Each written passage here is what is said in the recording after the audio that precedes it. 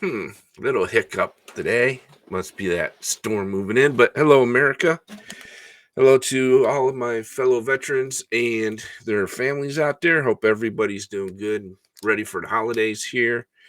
Uh, Hopefully you're prepared for this major storm that's going to hit. I guess it's already hitting some people. Um, Today is a very special episode for me. Unfortunately, Kevin can't join us today. Um, I wish he could because he's a big huge part of this. Today we have two special guests, Gina and Kim. They helped co-author a book with Kevin and I about how we all became friends while advocating for the PACT Act. And we got some very good news last night that the book is now available for pre-sale on Amazon, and I will be posting a link here in a little bit. But welcome to the show, Gina and Kim. How are you ladies doing today? We're doing good. I'm doing really good. I'm out here in just outside of Nashville, Tennessee, and the sun is shining. But just like you said, Tim, there's a little bit of a cold front that's going to be coming through, and we're going to get a little affected by it as well. But all is well. Good, good. And looks like Gina's frozen there. How you doing, Gina? If you can hear us. All right. She's moving a little bit there. All right. Now, like I said, we all collaborated on a book together. And which one of you want to say what the name of the book is? I'll bite. All right, there you go. All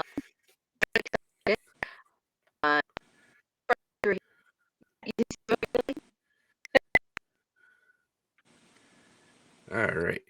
Yep, Gina's breaking up a little bit, but we'll get through. There we go. Let me put this up here real quick. It is called The Promise. Yes, and we have two important people who contributed to the book besides us four. And they just want to explain who those two people are.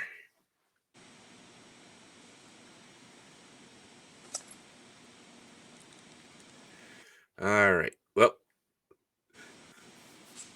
the introduction is done by John Stewart, and the foreword was done by Rosie Torres of Burn Pitch 360. And I don't know, Kim and Gina, can you hear me at all? I can hear you now. Okay. Gina, good. It's a slight correction, though, Tim. The foreword was done by John Stewart, and the introduction was done by Rosie Torres. Okay, that'll work. Now, how did this book come about? Gina, do you want to take that one? No, I'll go ahead. I'll start it then. Yes. Well, this book started with a very original idea from a gentleman. What's that? Is that the question? Okay. Yeah. How did the idea of the book come about?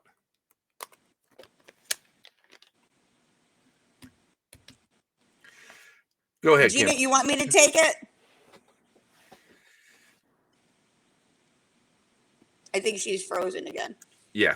So this book was a very unique idea that started by a. Yeah, absolutely.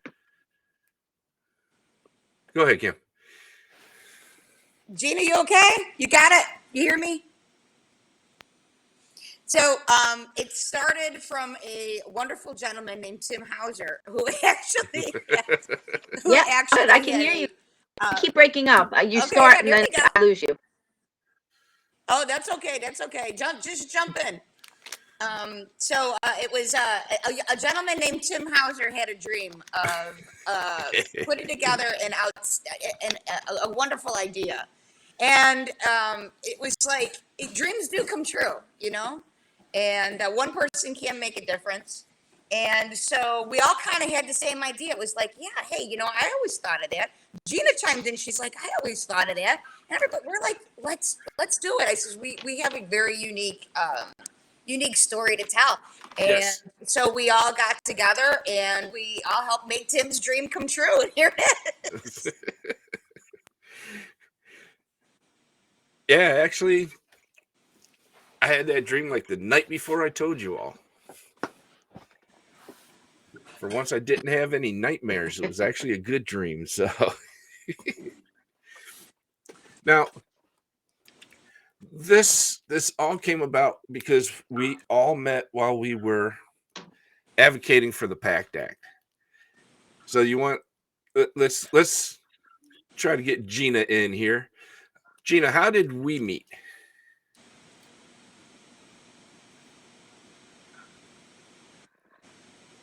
We met, I think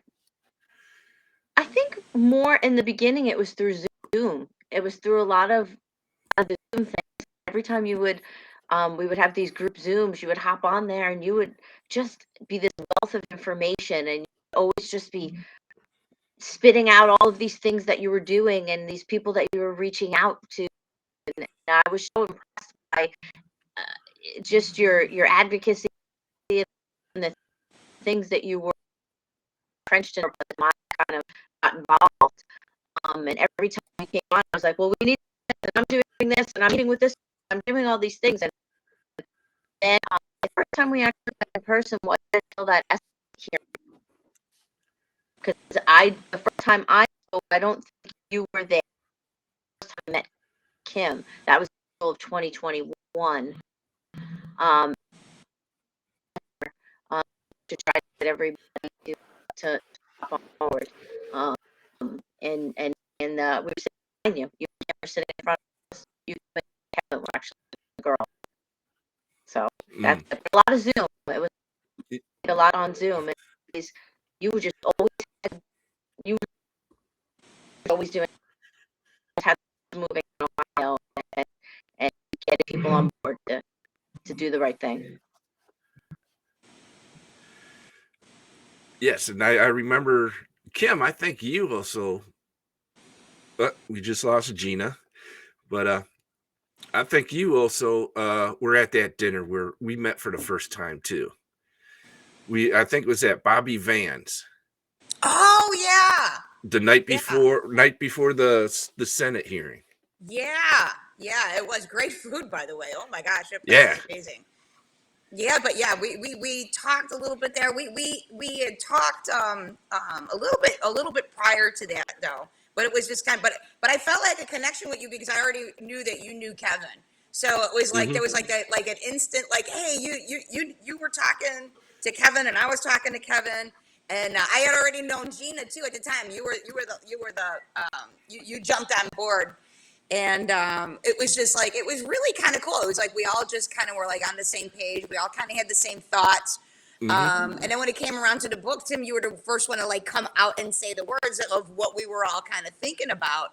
And then it just made sense for us to just come together and just put and share our words about, about our friendship and this journey that we were on. Hi, Gina. Welcome back. Yes. Welcome back, Gina. Hi, everybody disappeared for me for a little bit, so I don't know what happened there. Yep, you're not breaking up anymore either. But 1 second here. Well, that's good. Maybe the reconnecting actually fixed it. Yes. Because someone in the chat says there's no sound, so we might have to all back out and come back in here in a moment. But we'll continue. And while you disappeared, we also mentioned that Kim was also at that dinner the night before the Senate hearing, where we all met in person for the first time, and it was at Bobby Van's, and she said that it was pretty much a instant connection between us all. So, and but I also need to let our audience know how Kevin and I met originally, because I don't think him and I's told that story on here yet.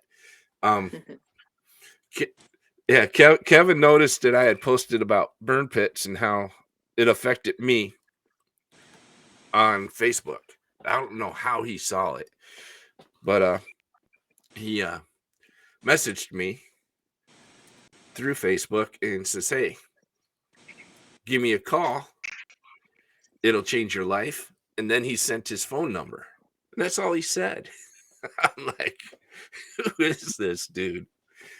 And my wife Marcy, she goes, "What's he gonna do? Stalk you? Just give him a call."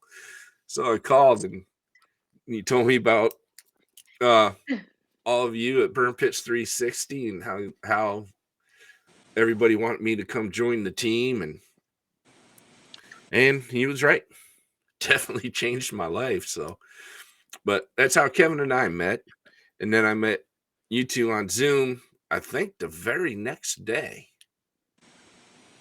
or the day after, a couple days after. It was pretty quick after that. And then, oh man, things just took off like crazy from there.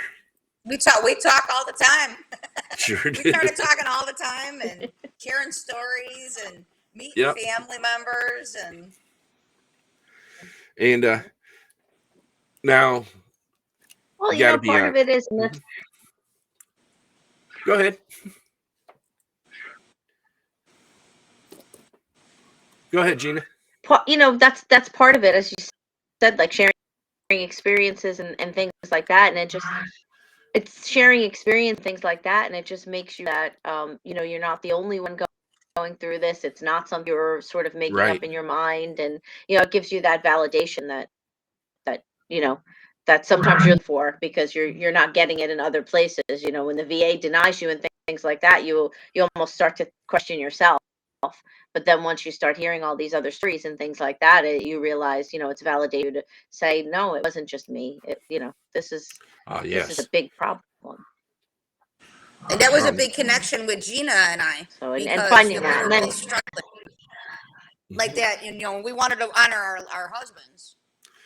Speaking of your husbands, let's see here. Let's put these up here real quick.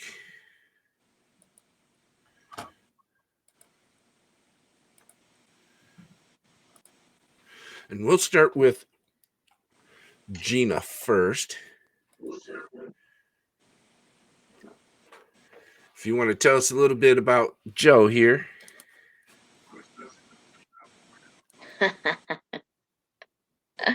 That's Joe in Iraq in 2003. That was his only deployment over there, because he retired in 2006 from the Marine Corps Reserves, and they deployed after he had retired. So he missed their next deployments, but that was him in 2003, where he slept for 6 months across from a burn pit.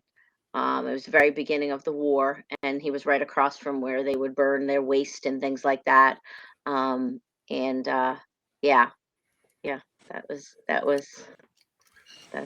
him in Iraq. All right. And then here is Gary. If you want to tell us a little bit about Gary, Kim. Yeah, I sure do. That's my Gary. Yes. Oh man.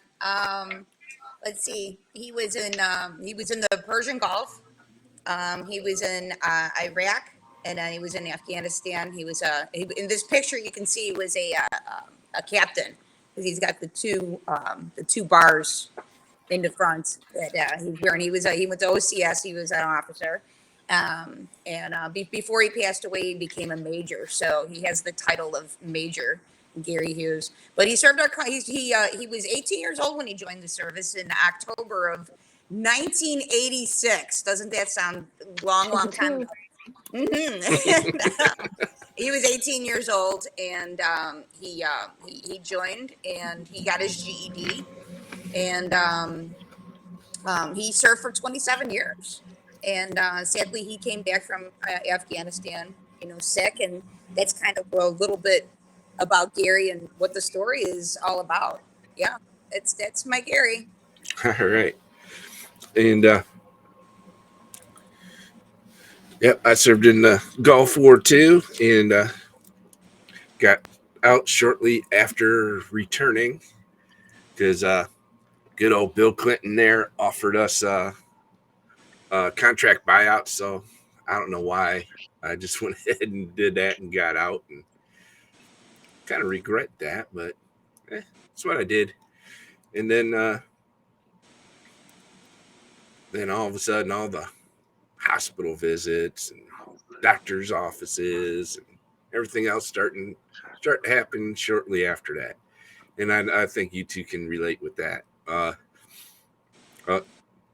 And we kind of go over some of that in the book. And now, doing this book, what did it mean to you for doing this book?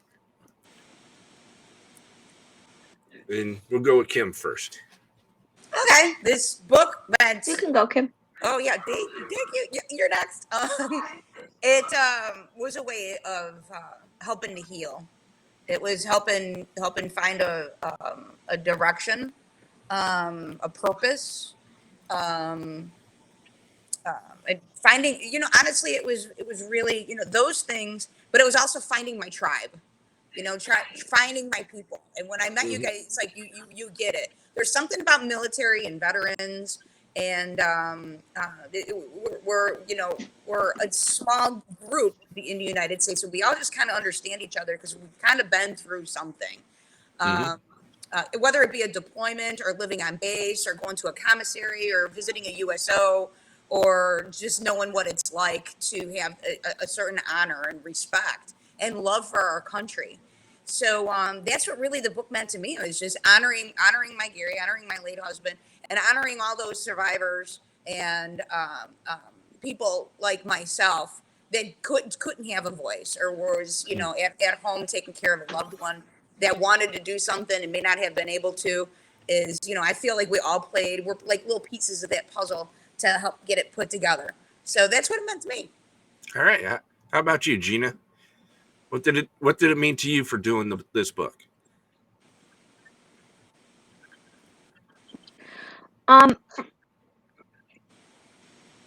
For me,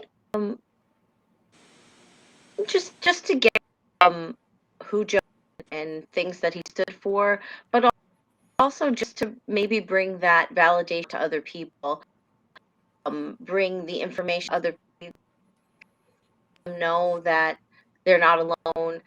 This is happening to a lot of people. Other people have been through what they've been through, and maybe it pushes them to do, to file a claim, or maybe it pushes them to find a tribe like we found, to help them get through those rough times, or maybe it makes them realize there's some other purpose.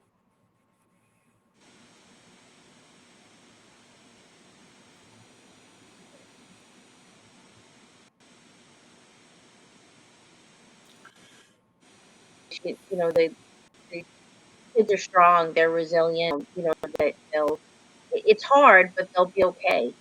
We're just trying to give people light and make them feel seen and validated and understood. Yeah, it's pretty much for me too. And I just wanted to get it out there that it took me over 2 decades to get my service connection, and it was almost a death for me. The depression and everything that I went through while fighting for myself, and then it just clicked that nobody else should have to go through that. That was complete total bullshit on the government's part to make me suffer like that. And to find out that I wasn't the only one who went through that was very calming to me, actually. It helped relieve a lot of the depression, knowing that I wasn't the only one, but yet here we are fighting still, but to make sure nobody else went through that. Because that's just unreal. Constantly being told that I was making it all up, and to finally show them that, hey, we caught you in your lie. Now fess up to it. So the book was like the final touch to all that for me. Mhm. So It was almost therapeutic. You know, we had to yes. I remember we were working on it and we all had to stop for a little while and just take a break. And then Hmm. we'd go back and start working on it again. But then we needed another break because there was just so many things that were coming up that we were, Yes, dealing with. lot of emotion going through me when we were all Mhm. working on this. Yeah, we all felt the same way. Well, you're reliving. Yes.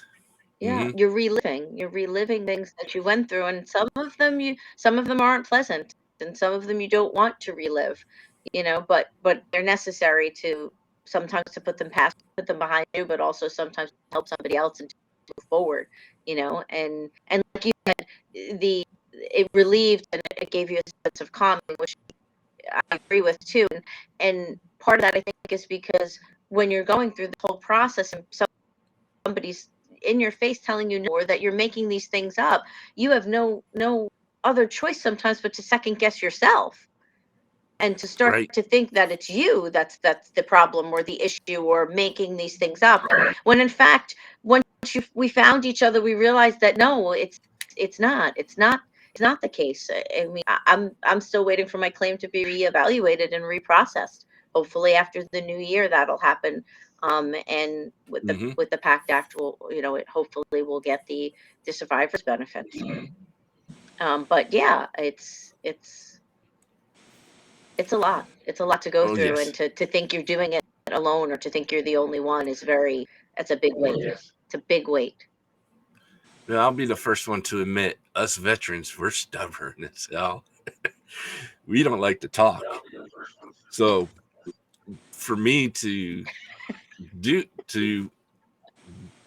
speak out at these press conferences and everything was a huge step for me. I never thought I'd be able to do that. And then one thing that definitely helped me was when after the Senate hearing and we're at that press conference, and it was my first press conference in DC. Kim was standing behind me and she leaned over and she whispers in my ear, she says, "You ready to make history?" Yep. Yes, I did. And I think that had something snap in me because after that I was like, speaking up a storm everywhere. I just went nuts. Yeah, I'll never forget that. I'll never forget that. That was a good moment. Yes. Yeah, it was stellar. We're just like, wow, and I'm like, yeah, this is. I kind of had the feeling it was kind of the vibe in the air, Hmm. that that something really special was happening, something really important was going on, and that we were a part of it. And Yes. the only way I could sum it up was history. We're just Ah, making history. yeah, you hit it right on the nose. Another thing that I thought was cool was we're in the Senate hearing, and little did I know, but it was live on C-SPAN, and then the press conference too was live on C-SPAN. And the whole time, Marcy's here in Cleveland, Ohio, texted me, telling me everything that she sees. Like, I just did that, not even a second ago. So yeah, it was surreal to actually go through something like that for the first time. Gina, what did you do right afterwards? Right when it happened, was there somebody that you reached out to that you were texting with?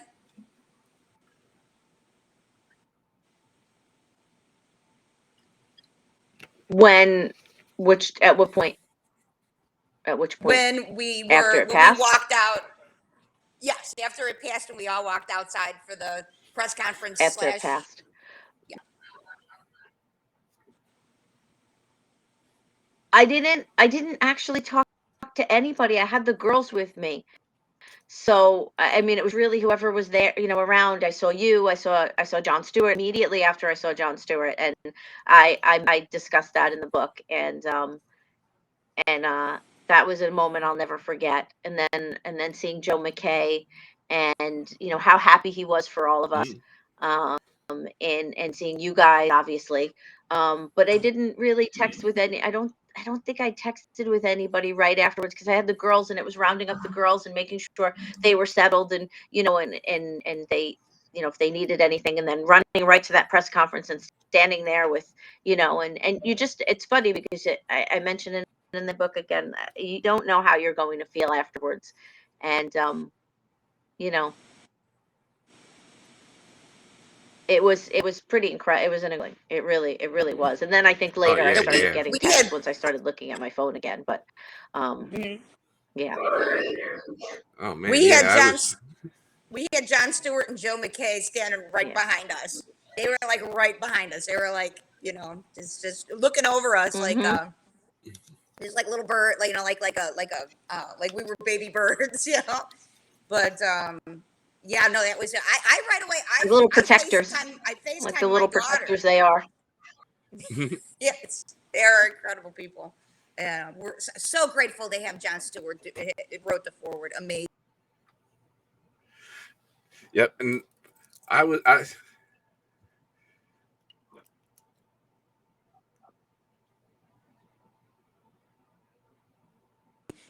So she could see it and be a part of everything because I wanted her to see. I'm crying, but it was really cool. yeah, Marcy was watching on C-SPAN the night it passed, and she was texting me and my sister and my mother-in-law and my brother-in-law, and trying to keep up with all those texts and talk with all the media is all that was going on. I was walking out of the Senate building with Rosie Torres, and she just about gave me a heart attack as soon as we got outside, and she got a hold of Leroy on the phone, and she collapsed. So I'm trying to catch her as she's falling, and she's sobbing so uncontrollably. It scared me at first, and then finally she was able to start to talk and everything, and that was, yeah, that was something. She, her collapsing and stuff like that was just unbelievable. Um, and then to to hear all the politicians speak after it passed was another very calming moment for me. To hear them actually state that they made huge mistakes in the past and they were trying to make it up to us with this was, to me, I found it calming again, because to be acknowledged like that from somebody who could have done something 20 years ago, finally admitting that they were wrong to begin with, and this was to help make up for that. I never heard politicians apologize like that before.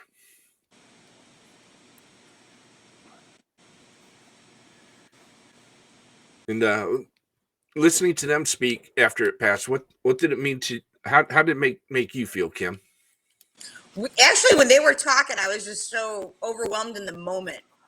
Just like Rosie did, I think we all kind of came out of the Senate portion, just kind of sobbing in tears and full of so many mixed emotions and everything. They actually, when they were talking, I kind of was like, still like, this really happened. I was still like in shock and awe.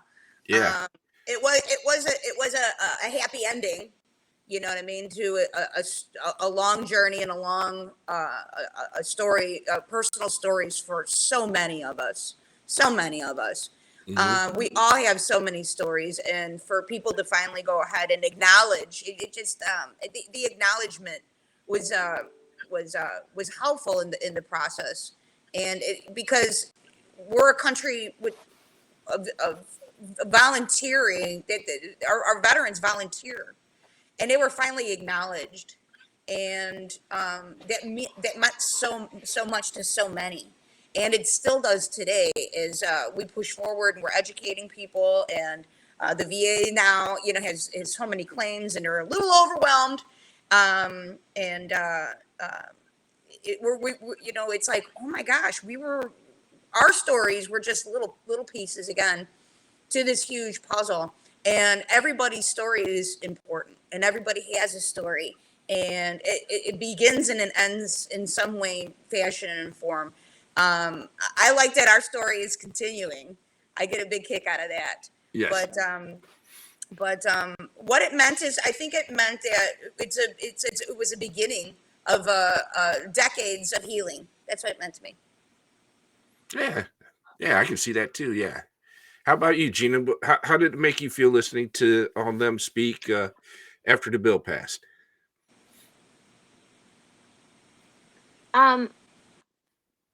It made me feel better that their actions actually backed up their words. Yeah.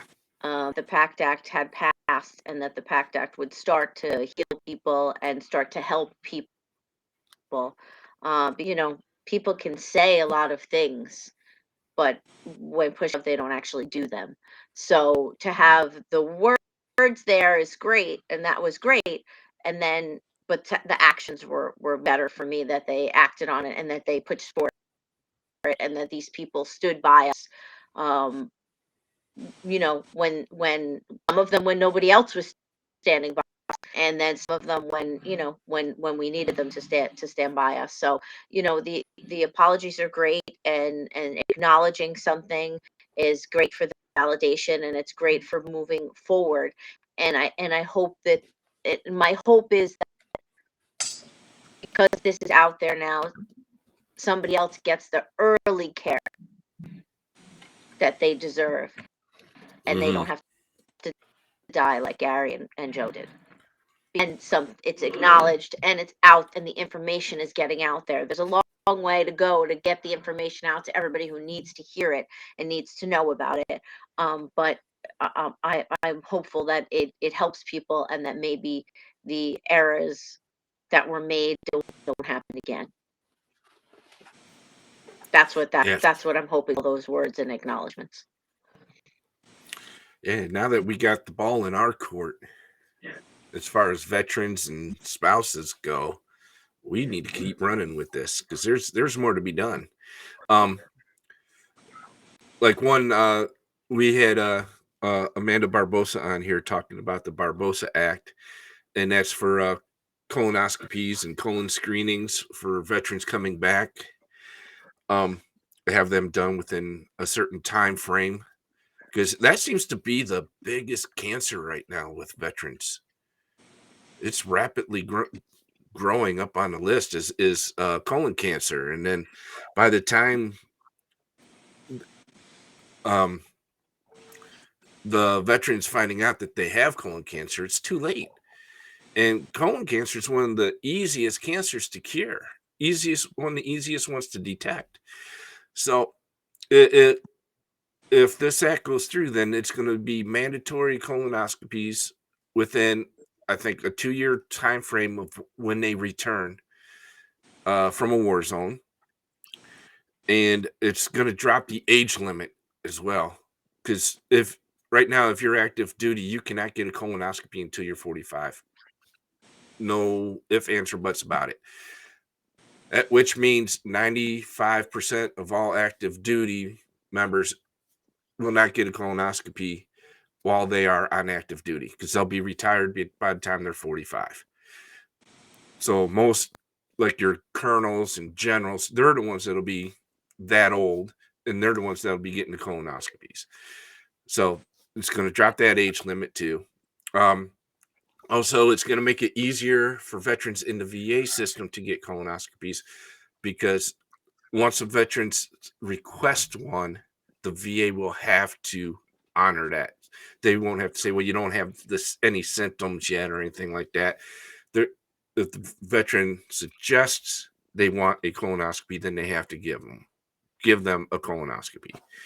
So it's going to help a lot too. And then there's the Richard Major Star Act. What a lot of people don't realize, who never been in the military, if you retire and then you file a claim with the VA and it's approved and you get compensation, they deduct that compensation out of your retirement pay. That, I think, is a bunch of total bullshit too. You earn that retirement. You also earn that compensation as well. So you should be allowed to get both, not one or the other. So that's why a lot of retirees don't go to the VA. I mean, one, they get TRICARE, but two, they'll lose money if they file a claim.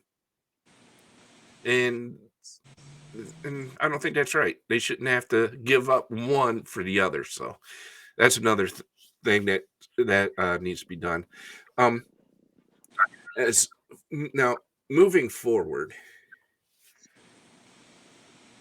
I know we probably got some book signings and stuff being scheduled, right, Kim?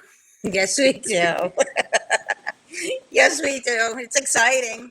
It's Yes. exciting because we're gonna, just be a part of sharing our stories, and hopefully the people will read them and they'll make a difference, or they'll know somebody that they could, pass the information on to, it's just part of we're sharing our story. It's not easy to get to. It's not an easy thing to do. To put a book together. It was You're right. and it's not easy to put yourself out there, and it's not easy to go. But you know what? If we go ahead and we do it and we share our stories and to educate others and to help others, then you know what? If we can just help, you know what I mean, one person, we would. It Yes. was well worth it. It was well worth it. So, Yeah. but yeah, book signings are interesting. They're important. So we're going to be starting to schedule those things, and we don't know where it's going to take us, but we're going to go ahead and figure it out, and we're going to have some interesting. I'm sure we're going to meet some wonderful, interesting people along the way, and Yes. we'll see where it goes. And before we continue here, I forgot to do this in the beginning. Today's episode is dedicated to all the veterans and family members that the PACT Act will help. So this episode's for you folks. You're the reason why we advocated for the PACT Act. That's the reason why we're having this episode. And actually, they're the reason why this book actually came about. Because if it wasn't for us wanting to fight for them, we would never have met. And what's Kevin's famous saying that he says? We're family by tragedy. I can't remember the whole quote that he says, but I know Kim will look it up and she'll find I'm looking at it. Well, I don't want. I know, but I don't want to missay it. Just like you. Yeah. I don't want to misquote him. I'll find it. Now, Gina, as we were advocating, you always had your daughters with you. And what did it mean to them to be able to be part of this? Yeah. Yeah. Yeah. So anytime I went anywhere, I mean, now that Joe's gone, it's three of us, and my kids don't have any grandparents, so it's not like I can leave them with them, and I have who are great, and siblings-in-law who are great, and nieces, but that requires them to take off work or to adjust their schedules to be with the kids. Plus, quite honestly, when I brought it up and said I was doing it, the kids both just jumped and said, "Okay, we're coming with you, Mom." And they were all on board. And I'm thankful for their understanding and encouragement to do it. Because had they not, then I probably wouldn't have gone forward with going on all these trips, because I wouldn't have left them. They've been through too much. I wouldn't have left them. So I wouldn't have gone had they not been on board. I probably wouldn't have written the book had I not. I know I wouldn't have written the book had I not had their blessing, and had they both not been comfortable with sort of the story out there. Because it's a family story. It's not just my story. It's not just Joe's story. It's the whole family story. And they needed to be comfortable with it being there. And it's hard when you're a kid. It's hard when you're an adult, but it's really hard when you're a kid. So I'm thankful for them, and I mentioned it in the book that I'm thankful that they were long on the journey, they supported me doing it, because I wouldn't have done it without them. Or to DC, they'd say okay. I'd say we're going back. They'd be like okay, and other people and find out that there was other families that were going through this, and but it made them feel bad too, though, because you don't always look at certain things when you're a kid, and then when you start to see politics and the way it works, and then you start to see, you think, my husband was a Marine for 20 years. My husband was a, police officer in law enforcement, and Mhm. you start to see that, the support that people are sort of, like I said, speak about, they're not acting on, or they're not actually doing the things that they're saying. And, I think it was also a learning experience for all of us, Yes. Mhm. to learn things that you don't know or you don't realize. It was an experience. Um, and I'm thankful for them. Yes, and I know my son wanted to go to every time I went to DC or anywhere to speak, he wanted to go with me. He did get to go on a couple trips. He did go to DC once. I brought Marcy and Zakar with me once, and they got to go in the Senate chambers as well. They went the first time that the bill was passed. But yeah, he was like, "All right, Dad, let me pack. I know you're leaving here in an hour. I can be ready. I can go." Like, no, you got school tomorrow. You can't go. And or all right, let me see your speech. I gotta approve your speech first before you can say it. And then he helped me organize a rally here in Twinsburg, and helped me do a press conference with Senator Sherrod Brown. So yeah, he was called himself my manager. So, It's great. yeah. My kids were a little bit older, so and my son he has a full-time job, and my daughter was in college, away at college, so they were kind of not as involved as they would have liked to have been, but they kept up with Mhm. everything, and was always asking, and Mom, you're going again. Mom, where are you going now? Where are you going now? So I'm always going somewhere. I've traveled a lot, and reached out to a lot of people, and tried to raise as much awareness of it along the way. But I have always just appreciated seeing your kids along the way, and thank you guys so much for sharing your kids with me, because Mhm. we all just kind of started intertwining our families. And which reminds me, I got Kevin's quote. Yes. Kevin can't be here with us today, but Kevin, we're thinking about you. And to quote Kevin, he said, "We are family through tragedy, advocating for triumph." There you go. That's the quote. And that quote's amazing. And Kevin would have his wife Teresa would join us. So I Mhm. think we all had people that were coming to, interact, whether Yes. they could be with us or not. Everybody was Mhm. interacting with us in our within our little group, and we were That's when we started sharing our families with each other. Yes. And then Kevin and I would travel together a lot, Yeah. and share hotel rooms and stuff. And Yeah, Teresa too. mhm. Yep. And yeah, so huge bond was formed between the four of us. That's for sure. Well, five. Gotta include Teresa in on that too. She was in DC a lot too. Um, yeah, this midnight getting those texts. Hey, the book's available on pre-sale now. Yeah. I stayed up till midnight.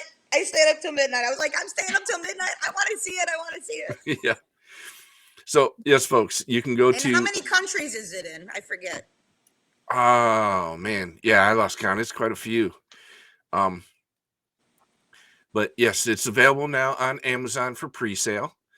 The books will ship at the end of January. And matter of fact, if your organization would like us to come and speak or do a book signing in your area, you can go to the webpage and email us, and we'll get something figured out. Mm-hmm. Yeah, there's a contact on the website, and there's also what do Yes. you get?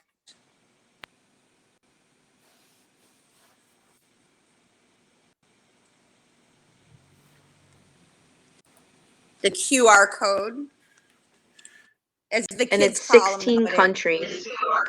16 16. Thank you, countries. Gina. Wow. 16, yes, 16 countries, but 10 of them do not do pre-sale. So I mean, 6 of them. Sorry, 1, 2, 3, 4, 5, 6 of them do not do pre-sale, so it might show up in those countries yet until it's printing and being distributed. And what is the website? www.thepromisepactact.com. All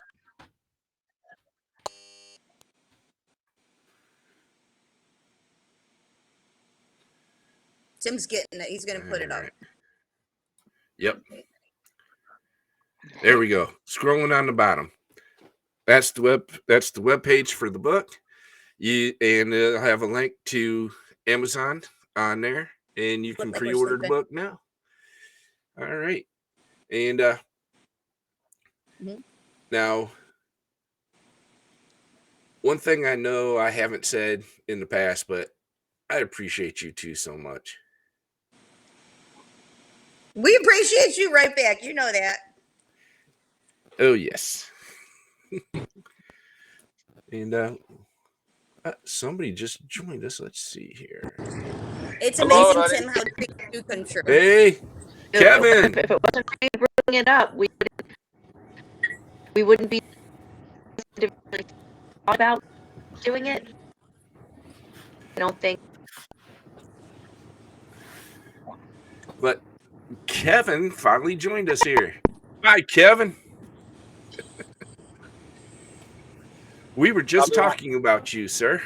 Oh, probably won't hear me too good. I'm on the cell phone. That's all right. We're having little technical difficulties here and there, but we're getting through this. And we just talked about you and your famous quote. Which one is that? Which one is that? Family by tragedy, advocating for triumph.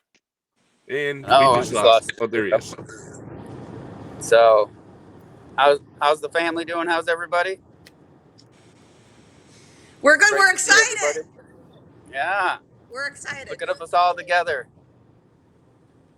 Yes. Yeah, I heard Oh, we had. yes. I heard we had a book on pre-sale. Is that true? Can anybody confirm that rumor? Yes. Yes, it is true. That's what we've been talking about. All right. And then also talking about the emotions and everything we did while advocating. And one of the things we were talking about was listening to the politicians speak after the bill was passed and how that made us feel. And how did that make you feel, Kevin, listening to them speak after the PACT Act was passed? You know, it's all kind of a blur. To be honest with you, I mean, the emotions that were going on, the up and down roller coaster that we had with it passed, it didn't pass, it again. I was waiting for the bottom to fall out or something like that all over again. I was just cautiously optimistic that this thing actually was going to get to the president's desk and was actually going to get signed. So it was kind of a blur, and I was looking for all of you to get Yes. with and hug and celebrate with, and that's basically the priority that I had. But it's still, even after August and almost January, it's still kind of I can't believe it still. Yeah, same here. Now I'm trying to think here because so much happened so quickly that night. And then after all the speeches, all the microphones being shoved in our faces and followed us all the way down the street, and then but then to get the invitation to the White House, several months later, or a couple months later, that I was in shock when I got that. Then we had to go back again. Yeah, but this time we didn't have to fight. The only thing we had to fight was the heat. Yeah. And the media. Right. And the That was rain. it. And the rain. And And the the rain. dark. Yep. Then me getting arrested on Pennsylvania Avenue that night after the bill was signed. Well, I wouldn't say arrested. I did. They were joking around with me. Yeah, Gino come back on. She's been having some problems today, but yeah. After that night, while everybody else was taking naps and everything, recuperating from being in that heat and everything, waiting to get into the White House. Oh man! 8 o'clock in the morning, and it was already 95 degrees. Right. And Yeah. we're all in suits and dresses and everything else. And man, there she is. She's back. Oh yeah. Well, when we went to the White House, we looked good. But I'm just gonna say, and I'll put it on the record, when we were on the Capitol, we were not pretty. We were not. Oh there. no! It was not Oh a no! dress occasion. Oh. I had no makeup on. My hair was a mess. I've been rained on. It was, and then there's pictures, and I'm just like, oh my god. Right. I don't think I They're stopped. like the worst. We all looked awful because it was how we felt. Oh, I know we stunk too, man. Oh my! Geez. It was the smell was terrible. Oh, you I just remember made. I was wet. I was hanging my clothes on branches. It was just crazy. You just made me remember something. When we were in the Senate chambers watching them vote for the last time on the bill. Yeah. One of the ushers started going like this. Right in front of Rosie and I, because I was sitting next to Rosie. Kevin was sitting a few rows up, was and up high. Gina was over a few seats over to my left, and the usher's standing right in front of Rosie and I, and he's going like this. I says, dude, I know we stink, man, but you don't have to broadcast it. And he's like, no, it's just hot up here. I says, yeah, because we're all stinking and everything. Of course you. Oh shit! What was that? Uh-oh. Sorry. You all right? Got to blow up. Yeah, we're good. Okay. It's pothole season. Yeah. Yeah, good times. But yeah, that usher, man, I was cracking up. And then several sections over where Jon Stewart was sitting, he was doing the same thing. He would stand up and point at us and like doing the same thing, like it stunk. And he was part of the reason. We lost Gina again, but she'll be back on. And so what else did we discuss before that? Oh yeah, Kevin. Mm-hmm. What did it mean by doing this book to you? Well, it gave us an opportunity to kind of reflect on a lot of things, good, bad, and indifferent.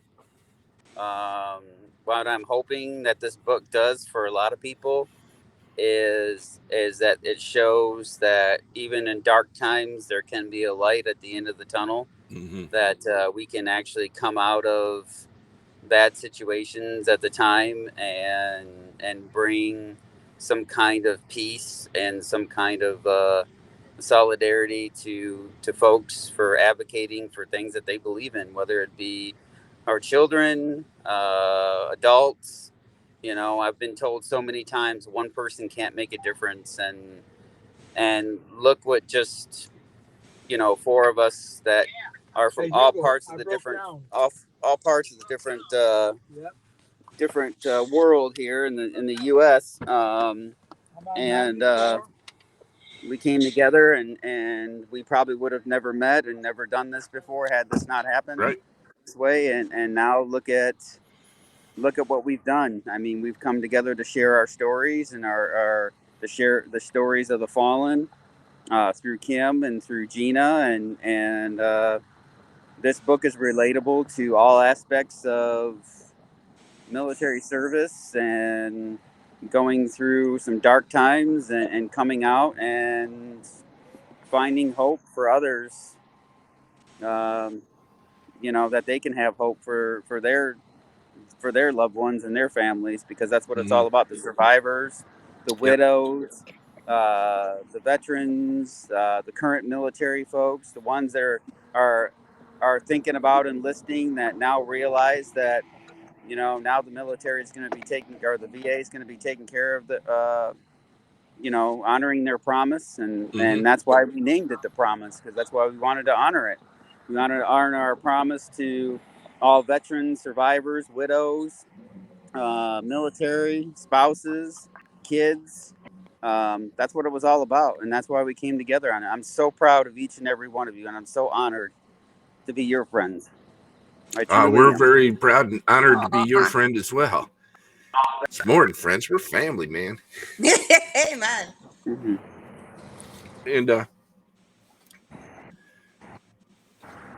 And before you popped up here, Kevin, we dedicated this episode to all the veterans and their families who will be helped by the PACT Act.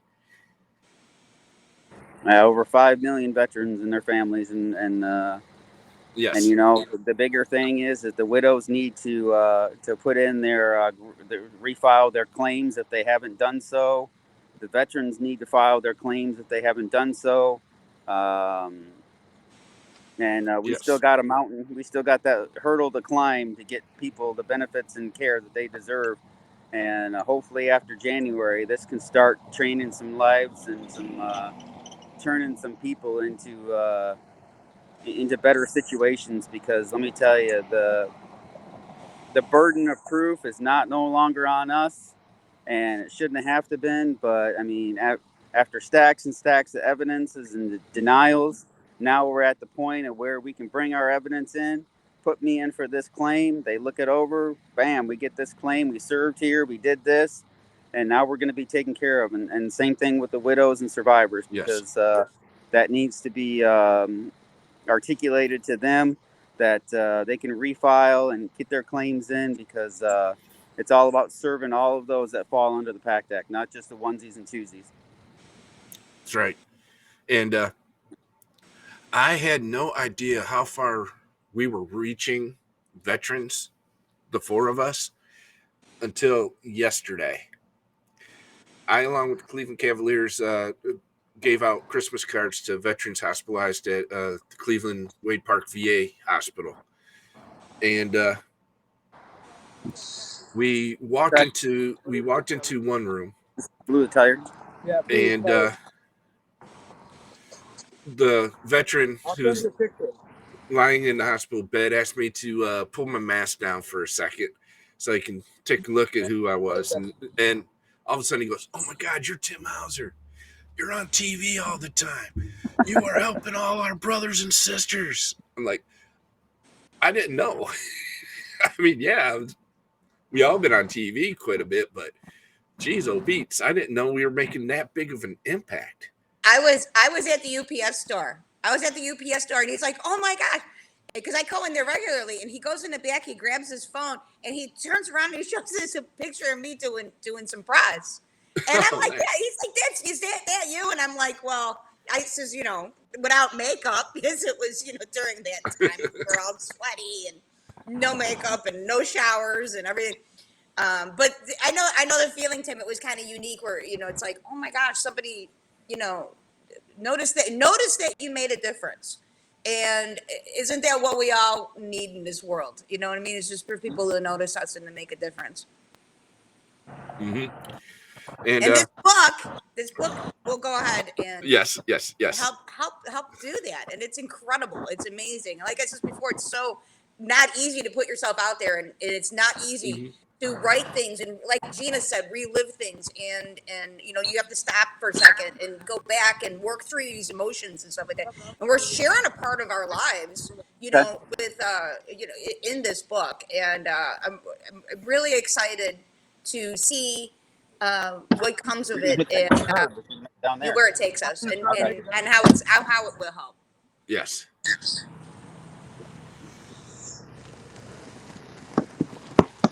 And so, Kevin, what Yeah. was one aspect of doing this whole advocating thing that you'll never forget about?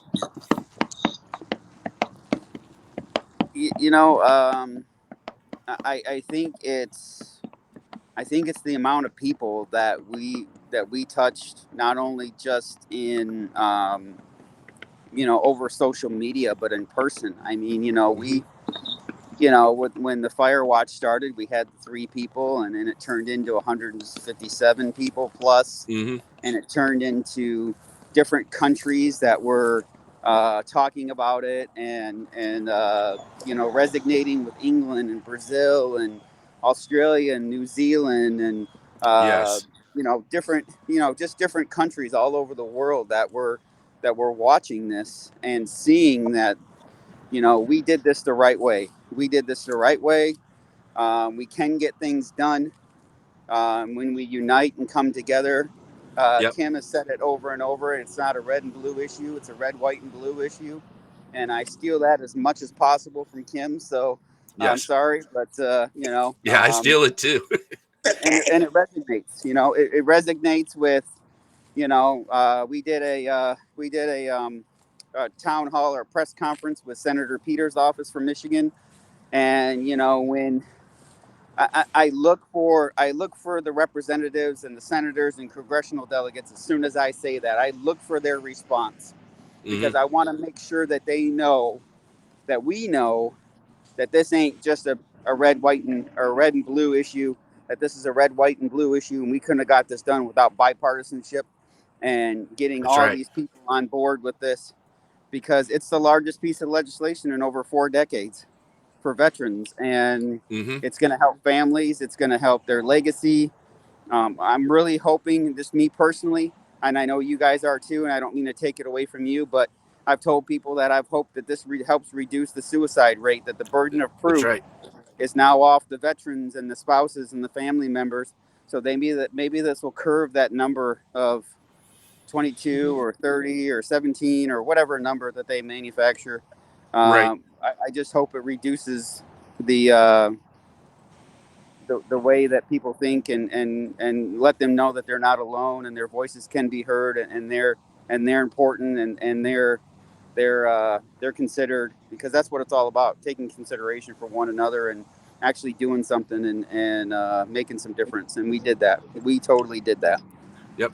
And some of the speaking points that we all used in a lot of our speeches was this bill goes a lot further than just providing health care. Yep. It's going to help veterans from becoming homeless. Yep. Because they no longer have to decide between their prescriptions or their rent or their mortgage. Mm-hmm. It's going to keep them from becoming addicts, yep. because they're not going to rely on self-medication now, because they're going to be able to get the health care that they need. Hopefully this And helps two, with divorce rate, incarcerations, suicide, all exactly. of it. And speaking of which, we do have the 988 number. It is on our website, and it is in our blog. Yes. Matter of fact, let me put that up here real quick. Mm-hmm.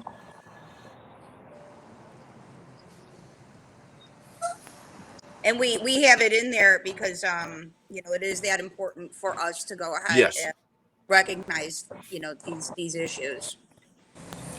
Look, I'll be the first to admit I get counseling and it helps. And it was your idea to go ahead and do that. When that number came out, Mm-hmm. you were the first one to be like, immediately, that needs to go in there, and we all agreed immediately. So, got to give credit where credit's due. and that we're talking so close to Christmas. We hope we don't lose anybody. Yes, exactly. Over the holidays and beyond, because this number is important. Talk to your buddies, talk to your brothers and sisters, talk to your family members, call the Veterans Crisis Line, get the help that you need, because we want you to be around and you're not alone. And that's what we care about the most, is that you get the help that you need so you can be here, because I'd rather hear your story than your obituary.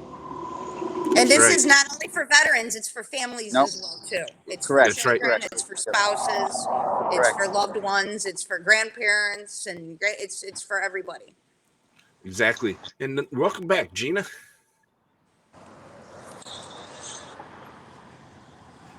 Hi, Gina.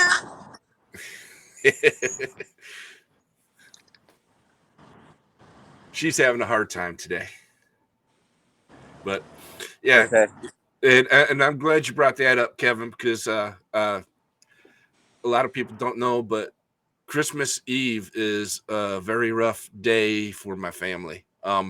Lots happened to us on Christmas Eve, and one of them was my brother Dennis, who was a veteran, decided he was going to be part of 21 other veterans that day, and he took his own life on Christmas Eve, and it looks like this year the weather's going to be about the same as it was that Christmas Eve, a blizzard and cold and windy and snowing, but so that's why it was important for me to make sure that this was in the book, because I lost my brother. I don't want to lose anymore.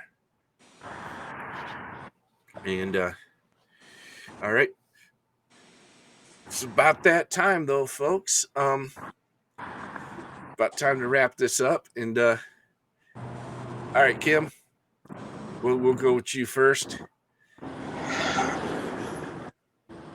What do you want people to know about the book? I want people to know, well, that it's out there, that it exists, and that some people coming together can make a difference, that your voice can be heard. And if you can't do it directly, somebody else can go ahead and stand up for you. But it's about caring, hope, love, and sharing, and just telling the world that there's things here that need to be fixed. So while we're here, let's go ahead and fix them. That's right. And we can do it. Yes, we can. Yes, we you can. You can do it. All right, Kevin, what about you? What's one thing you want people to know about the book? It's kind of mirroring what Kim said. The book's out there. I don't want to give too much away, but understand that, we came together in solidarity and unity to find for hope and answers. And we've been through a lot, and I'm not trying to go negative here on the past, but we've been through a lot, and now we're hopefully finding a place that we can come together, and the light is at the end of the tunnel. So read the book. You'll find a lot of similarities and a lot of veterans' experiences in these books. The quest for hope and answers and solidarity is here.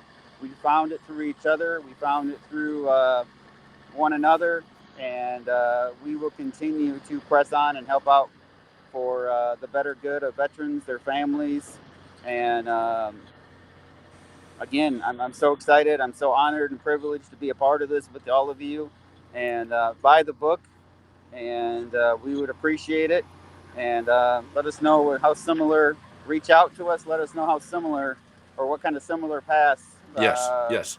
You're a veteran, or the veteran yourself, or your mother or father, or whoever reads this book, traveled the world to find out those answers, because you'll see a lot of similarities. And thank you for the opportunity to give us a chance to hear our stories.